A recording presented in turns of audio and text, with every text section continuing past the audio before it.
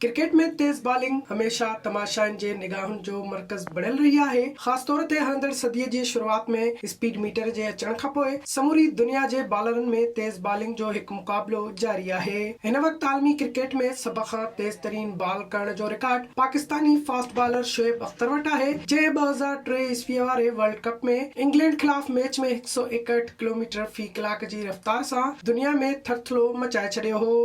पर हाणे ॾखण अफ्रीका जी औरत फास्ट बॉलर शबनम इस्माइल भी वुमेन क्रिकेट जी तारीख़ में सभ खां तेज़ बॉल करे समूरी दुनिया जे क्रिकेट परिस्तारनि खे हैरत में मुब्तला करे छॾियो आहे। भारत में जारी वुमेन प्रीमियर लीग में मुंबई इंडियंस जी नुमाइंदगी कंदे हुन 132.1 जी रफ़्तार सां बॉल करे दुनिया जी तेज़ तरीन औरत फास्ट बॉलर हुजण जो एज़ाज़ पंहिंजे नाले कयो। शबनम इस्माइल तरफ़ां तारीख़ी कारनामो अंजाम ॾियण खां पोइ मुख़्तलिफ़ सोशल मीडिया ते क्रिकेट परिस्तारनि खे साराहियो आहे। हिते इहा ॻाल्हि पिणु ज़िक्र जोगी आहे त शबनम इस्माइल इहो कारनामो अंजाम ॾींदड़ हाज़िर सर्विस क्रिकेटर न आहे, यानी हूअ गुज़िरियल साल आर्मी क्रिकेट तां रिटायर थी चुकी आहे। शबनम इस्माइल इन खां अॻु बि 128 किलोमीटर फ़ी कलाक जी रफ़्तार सां बॉल करे चुकी आहे।